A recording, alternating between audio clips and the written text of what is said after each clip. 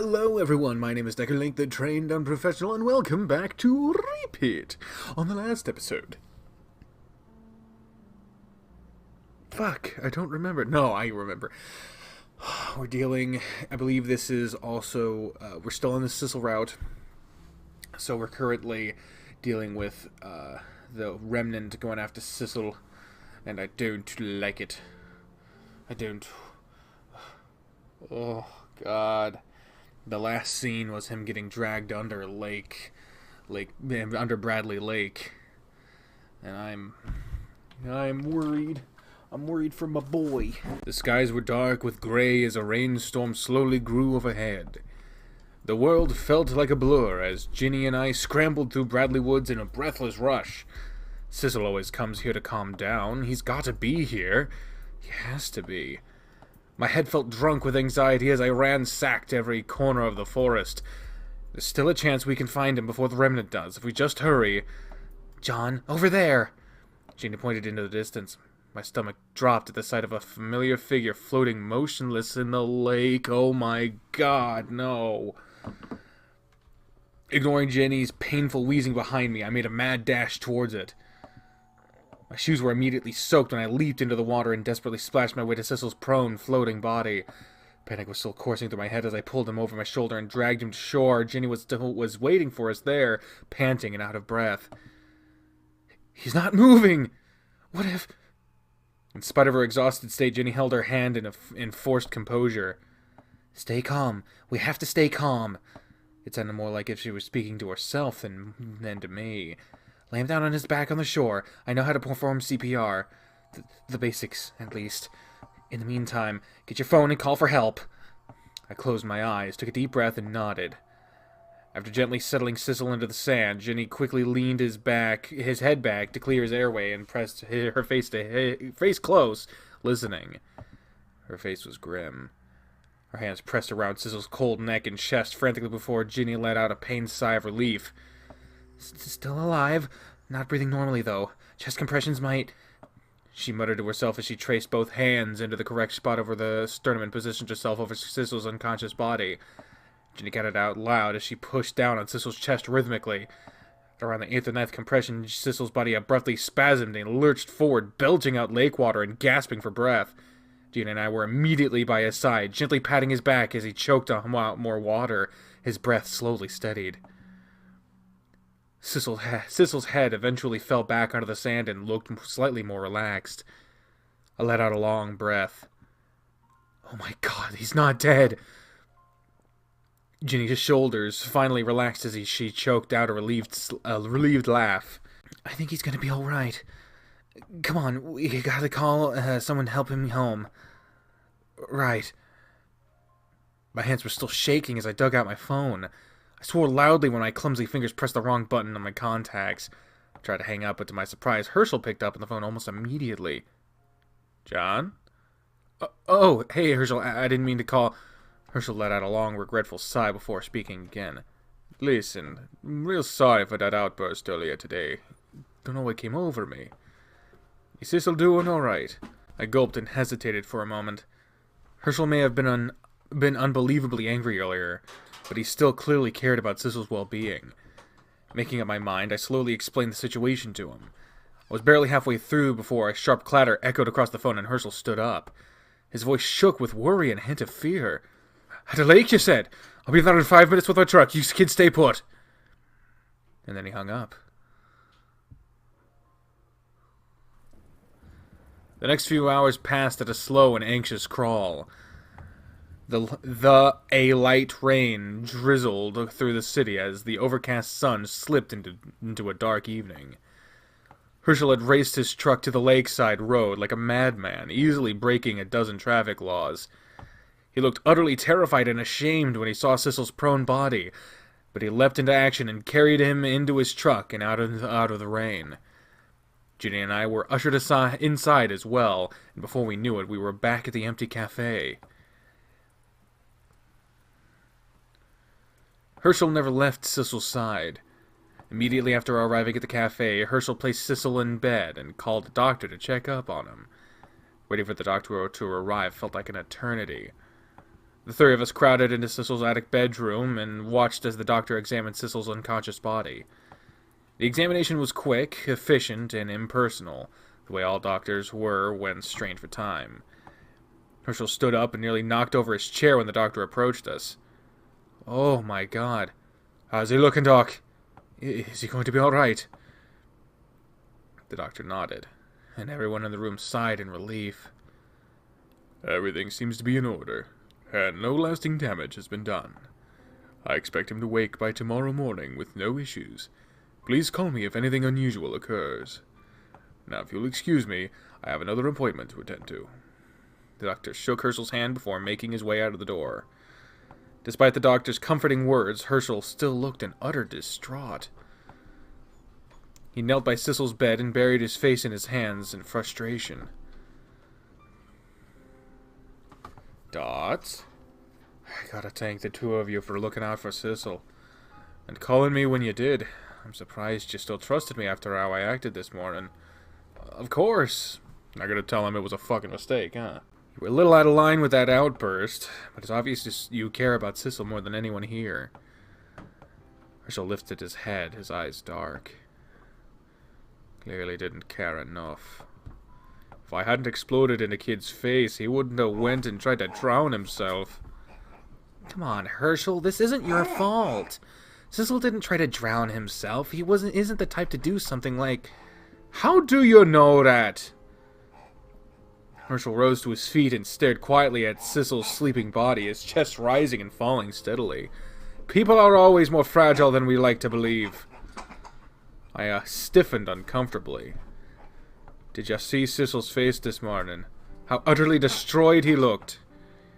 I knew what I said would hurt him, but I went ahead and did it anyway." Hershel hung his head in shame. "Sometimes caring is not enough." Ginny approached the large man carefully. "Say, Hershel, why did you get so angry? With Sissel telling everyone about your national championship?" Hershel was quiet for several long moments. "I don't like to be reminded of it. It brings up some memories I'd rather forget." He shook his head. "But it wasn't worth hurting Sissel like this. I'm so sorry."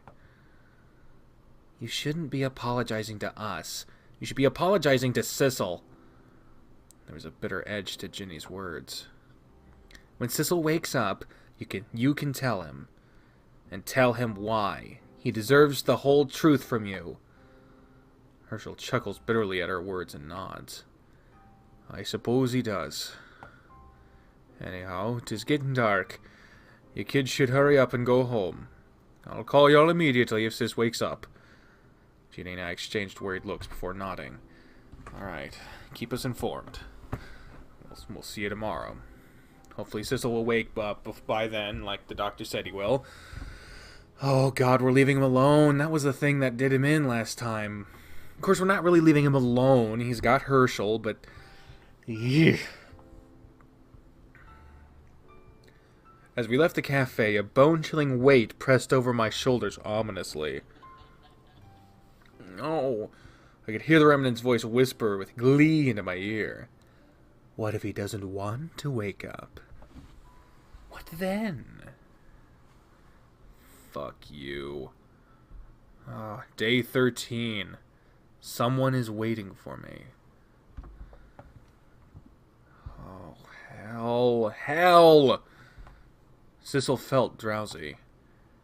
There was a weight on his chest, like that heavy moment of exhaustion before waking up. A voice in the distance was calling him, but he was so damn tired. Sissel groaned and turned in his sleep, covering his head. "Just 5 more minutes. Sissel, you're gonna be late." "Not like there's anything left for me to do." "You've got 10 seconds before I make you wake up." The voice was of an older woman. "Damn it! Ah! I got 10 seconds before I whoop your ass!" Warm, a little gravelly, and very stern. It reminded him of Ginny somewhat. He heard the woman clap her hands impatiently. Well, your 10 seconds is up. It's fucking cold! Whoa, what the fuck? Sissel shot out of his bed as though he had been electrocuted. Ice water trickled down his soaked hair as his eyes darted around the room, heart racing at a mile a minute.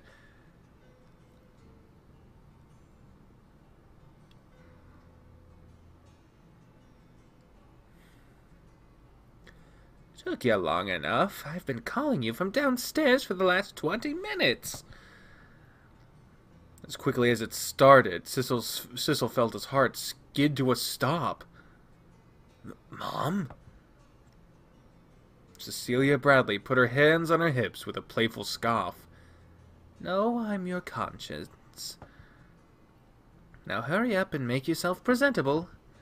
You don't want to be late for school today, especially with the culinary competition happening this afternoon. Sissel could only gape at her, his brain swimming in confusion. Cecilia frowned and came closer, combing her fingers through her son's wet hair. Did the water seep into your brain or something? Don't just stand there gaping like a goldfish. I'm gonna get breakfast ready. Come down once you've cleaned yourself up, dear. Especially your hair. God knows we're a family of messy mopheads. With a gentle pat on his head, Cecilia disappeared downstairs with an energetic smile. Sissel stared at her retreating back with eyes the size of dinner plates. What is happening? The last thing he remembered was following that dark figuring into Bradley Lake. And then he was dragged under the water and knocked out. So how can he be here? Was this all some weird dream? Sissel shook his head wildly and frantically took a moment to take in his surroundings. The bedroom he was apparently sleeping in was a cozy mess, a picture-perfect image of a bedroom he has always imagined having to himself. Clothes were tossed about, hanging from chairs and door handles. Class workbooks that he remembered using with Ginny were sprawled along his desk. Sissel tiptoed across the room and caught sight of himself in the mirror. He looked and felt cleaner somehow. A flash of yellow caught his eye, and Sissel frantically noticed the pile of neatly folded clothing his mother left him. He stared at it for a moment, slowly realizing he wouldn't have to wear his age-old, torn-up tank anymore. This is too surreal.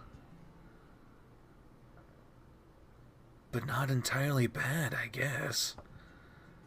If this was a dream, Sissel hoped he'd slept just a little longer. It took only a moment to change into his new clothes. They felt so fitting on him, unlike his ripped tank top and oversized torn shorts. He could get used to this. Whoa, look at him! Holy shit! Sissel crept downstairs slowly, taking in every detail of his strangely familiar house. Family pictures hung on the walls with photographs of phantom memories. One photo showed a younger Cecilia carrying a crying Sissel to his first day at elementary school with a tiny backpack hanging from his small arms. The frame next to it showed Hershel jokingly pretending to place a baby Sissel into the oven before getting kicked in the face by his furious mother. Ah! Jesus! That is not a joke! Good God! Another showed Cecilia, Hershel, and Sissel huddled under a bright Christmas tree. He could see a brilliant grin on his young face as he excitedly unwrapped presents that he never received. Except when Sissel stared at the photos long enough, he could almost imagine it truly happening. He always wanted to live in a place like this. Yo, sissy, dozing off again, are ya? Hershel's sharp voice jolted him out of his daze. Sissel hurried downstairs to the side of his mother and Hershel bickering as they aggressively flipped omelets on the stove. Aggressive omelets! This episode might be called Aggressive Omelets now. Cecilia scowled as Hershel's omelet arced dangerously over their heads and nearly bounced out of the saucepan as it landed. Overcompensating for something? Hershel just grinned smugly, or smugged grinly, as he plopped the food onto a plate. Salty that I've beaten you 3 breakfasts in a row? I'll have you know I've been going easy on you. Cecilia suddenly caught sight of Sissel and beckoned him, out of that entire fucking difficult sentence. Beckoned was the word that caught me. Beckoned him cheerfully. Sweetie, your new outfit looks great on you. There was a flush of timid embarrassment across his face as Sissel hesitantly approached his family at the breakfast table. Wow, look at them. Hershel looks huge, Sissel looks oddly sized, and Cecilia looks tiny. I don't understand.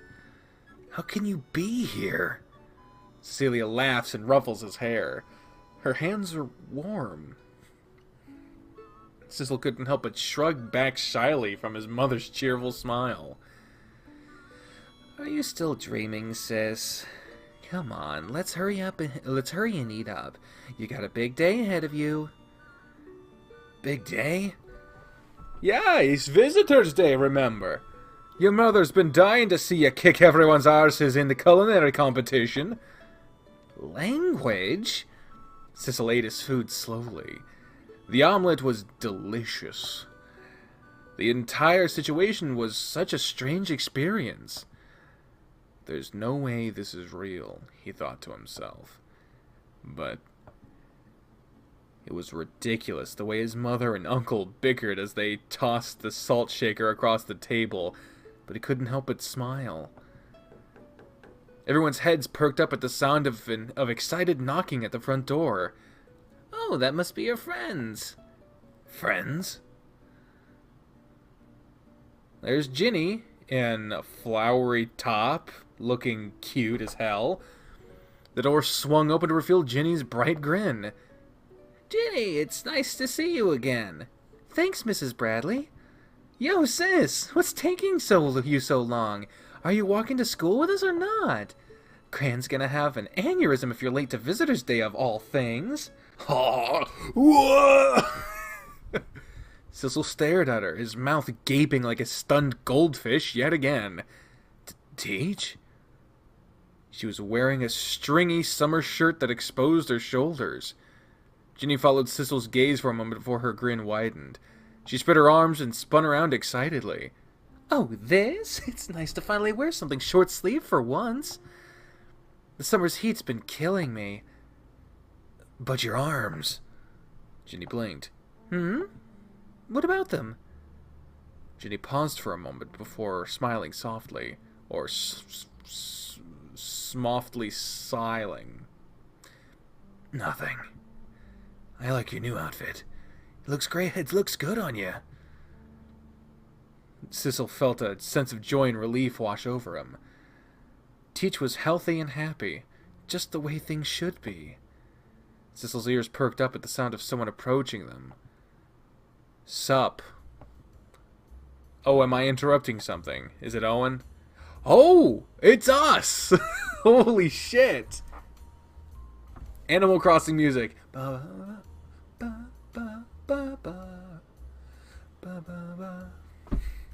You can't get your Animal Crossing remixes past me, Shirkoi.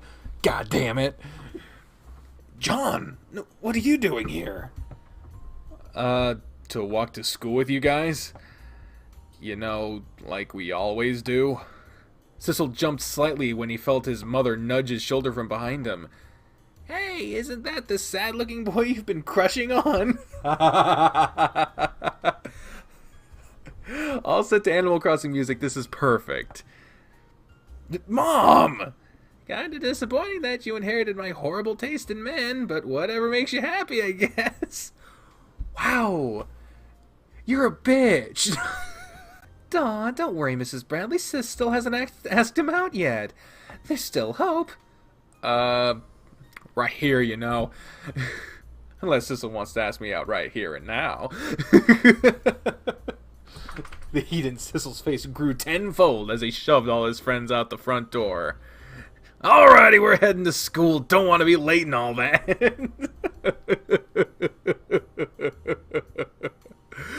Look at it, just... Both Ginny and John wore shit-eating grins on their faces as they let Sissel manhandle them onto the lawn. You guys are awful. And you are too easy to tease. Oh, come on, you assholes. Let's hurry up and get back to Grania. Sissel paused at the feeling of a warm hand on his shoulder. Hey now, wait a moment, young man. You forgot your bag. Another wave of shyness took over Sissel for a moment as his mother ran towards them with a small backpack in her arms. Don't forget your backpack. And you're not gonna leave without saying goodbye to your mom, are you? Oh, right. The two of them exchanged a quick and affectionate hug. Sissel was used to Hershel dragging him into goodbye hugs, but this felt different. It felt strangely right. I'll see you later, kiddo. He found himself in a slight daze, even after Cecilia retreated back into the house. A quick peek into his backpack revealed a lunchbox with a sticky note with Cecilia's squiggly handwriting. She had packed his favorite sandwich and snacks. Sissel never had a favorite food before. He always just ate whatever he could find. But he decided whatever she made, it'll probably become his favorite food anyhow. Hey, sis, are you crying?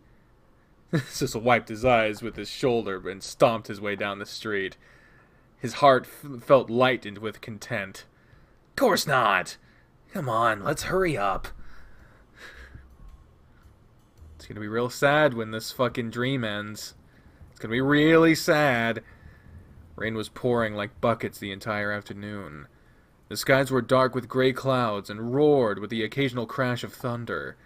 The moment school had ended, I ran out of the doors and rushed towards Hershel's cafe, ignoring the rain soaking into my skin. The cafe was empty, which was unsurprising after Hershel's outburst from yesterday. Ginny met me at the entrance with a grim frown. She was looking worse.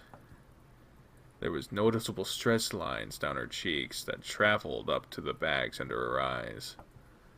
I hope she hasn't been pushing herself too hard these days. With a nod, she motioned me to follow her up the stairs. Hershel was sitting next to the bed with a stormy expression when he entered the room. Has he woken up yet? Hershel jolted from Sissel's bedside. He caught sight of us and shook his head. No, not a peep from him since y'all brought him here. Nothing? He's been asleep for like a whole 24 hours. Hershel's eyes were sunken with exhaustion and worry. The doctor said he'd be awake by now. Maybe this whole near-drowning business is worse than he thought. Ginny crept to Sissel's side doubtfully. Have you tried pinching him? Well, no. Ginny pinched the side of Sissel's cheek with her gloved hand and yanked hard. There was no reaction. Sissel's eyes remained closed and unmoving. Mind being more gentle with him?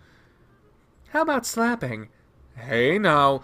A resounding slap echoed across the room as Ginny dramatically smacked Sissel across the face. He remained as responsive as a rock. Damn, that always works in the movies. Listen here, I ain't no doctor, but blunt trauma probably ain't the correct treatment for comas. Have you tried dumping water on his head? Dumping water? Hershel groaned and rubbed his temples. No! Too much water is the reason he's in this mess to begin with. It's weird that he still hasn't woken up after so long, though. Yeah, that's the one thing we can agree with. Was it we can agree with? Fucking...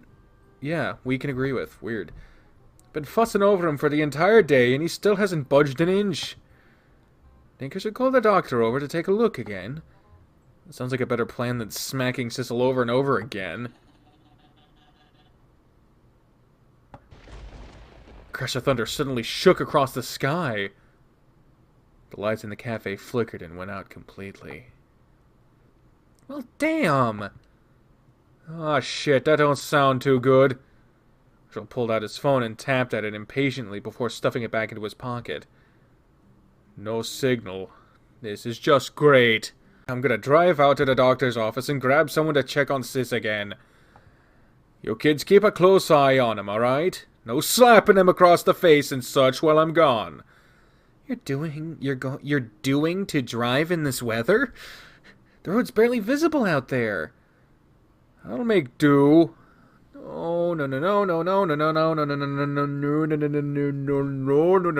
that is a bad idea. No, do not do that, no. I'll drag a doctor here by the throat if I have to. This is gonna get the care he needs if that's the last thing I do. It might be. Ginny and I watched silently as Hershel stomped out of the cafe. The rain continued to pelt the attic window as the sound of Hershel's truck sputtered out of the driveway. Your cafe has a driveway?